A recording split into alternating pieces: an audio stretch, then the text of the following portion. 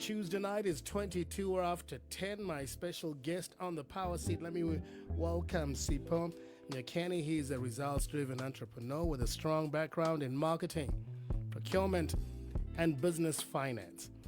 After completing matric, he began his career in the marketing industry where he gained valuable experience before launching his own company focused on brand awareness and business growth strategies.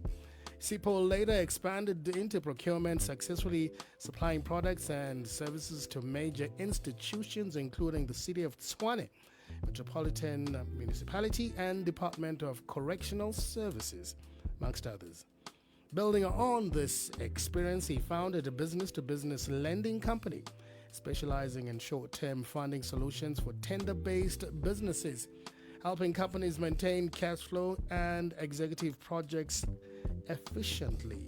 Driven by innovation, strategic thinking, and a passion for business development, he continues to create opportunities that empower businesses to grow and succeed.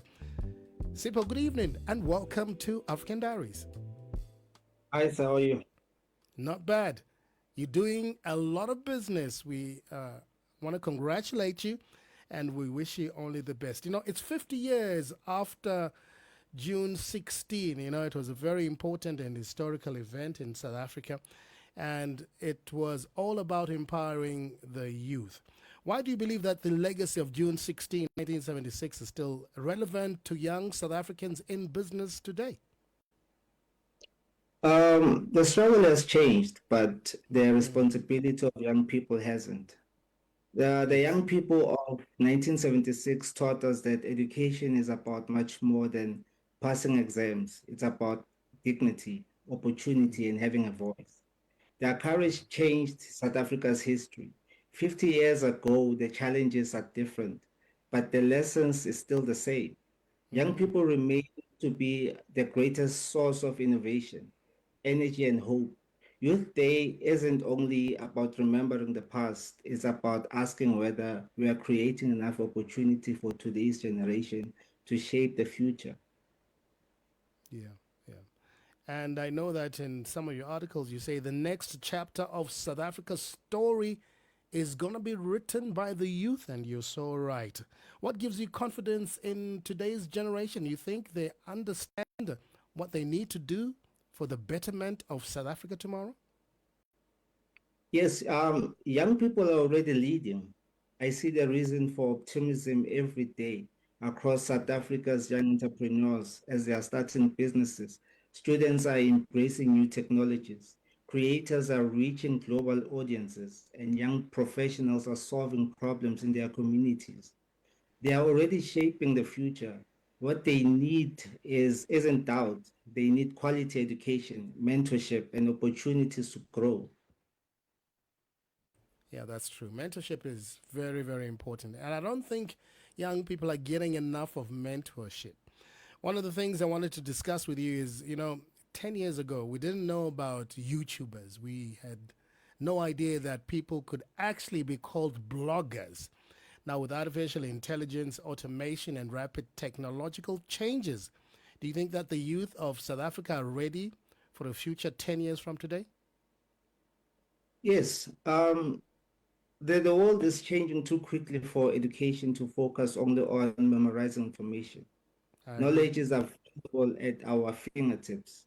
What's Mm. becoming more valuable is critical thinking, problem solving, communication, and adaptability. Technology should be embraced, but students also need judgment, creativity, and ethical decision making. The future belongs to people who know how to work with technology, not fear it. You know, education is still very, very expensive, but, I was looking at some books that my kids are reading today as part of the education curriculum. And it's books that I read 20, 30 years back. What do you think the education system should do in order to empower the future of South Africans? I think that we please repeat the question. You know that some of the books that I read 20, 30 years ago, school kids are still using those books today. How can we rearrange the education system to make sure that the future of South Africans remains bright? Well, artificial intelligence Hmm. um, is now the in thing. So Yes. what we do in ABHS is we are trying to bridge the gap of AI by Hmm. also bringing opportunities for the youth in order for them to be able to get jobs in this day and age. Hmm. Yeah. High unemployment in South Africa is still very much a problem. How can we solve it? What do you think we need to do immediately to solve the unemployment issue? Well, we need a stronger partnership between education and industry so students graduate with skills employers actually need.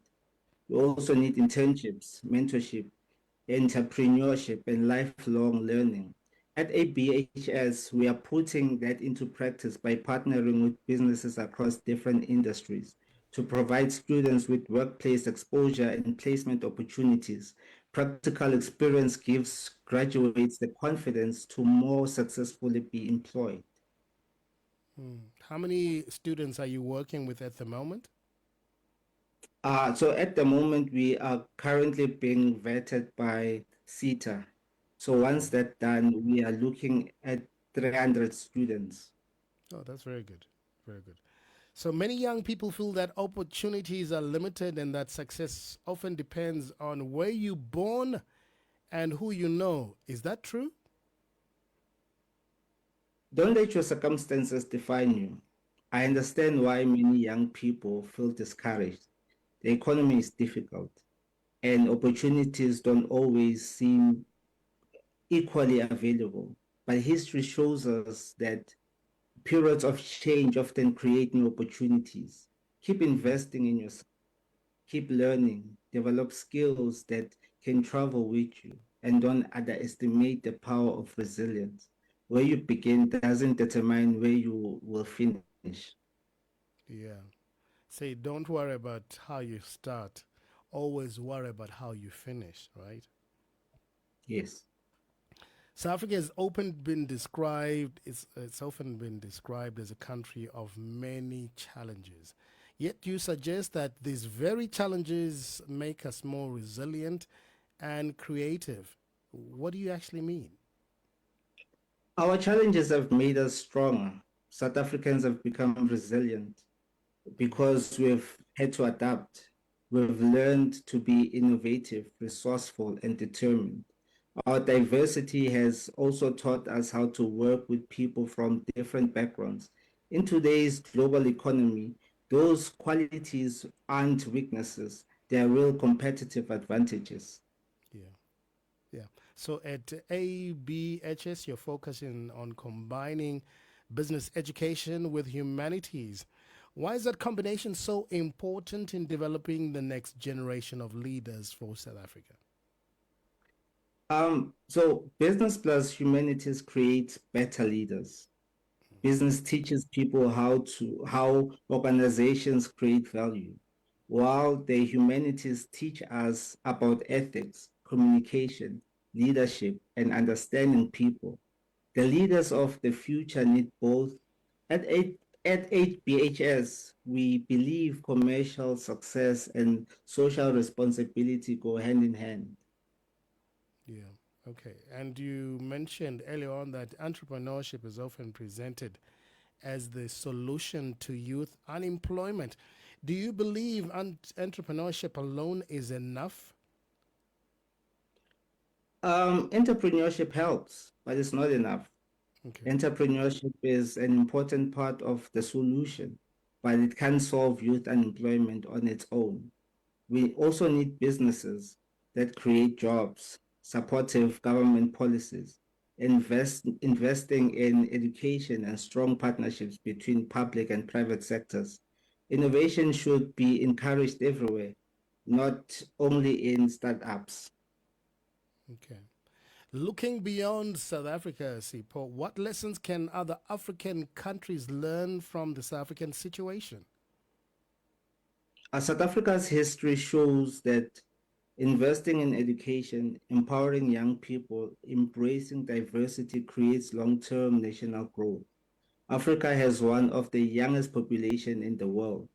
If we equipped young people with the right skills and opportunities, our continent has enormous potential to the global economy in decades ahead. Yeah, they say that the future of the world economy is going to depend on Africa rising. If you could redesign South Africa's education system for the next 50 years, Sipho, what are the three biggest changes you would make? Well, first, I would focus much more on critical thinking and problem solving. Second, I would integrate digital literacy and emerging technologies throughout education instead of treating them as separate subjects. Third, I would strengthen partnerships between education and industry so every student graduates with meaningful practical experience. Mm, okay. So looking ahead to 2076, after the next 50 years, what kind of South Africa do you hope today's young people will have built? I hope South Africa becomes known not only for overcoming challenges, but for producing ethical leaders, innovative entrepreneurs, and globally competitive industries. I hope we become a country where talent matters more than circumstances, and where every young person has the opportunity to succeed. As we get ready to commemorate Youth Day, what role should government, business, educational institutions, and communities each play in ensuring that young people have access to opportunities?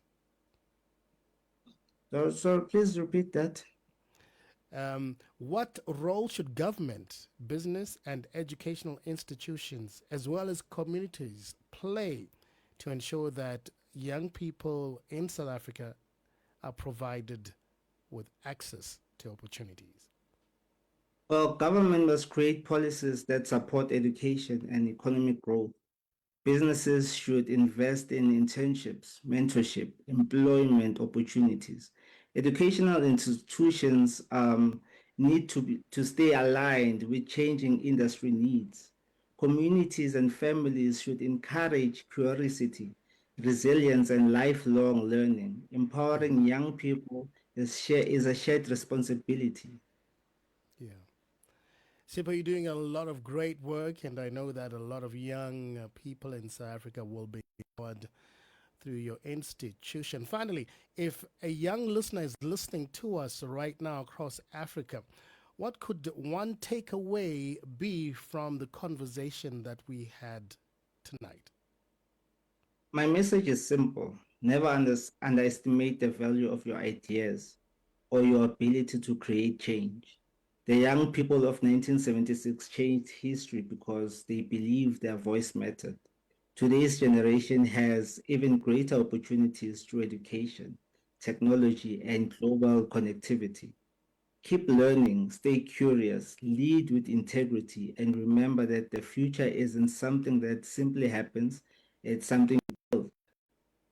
Yeah.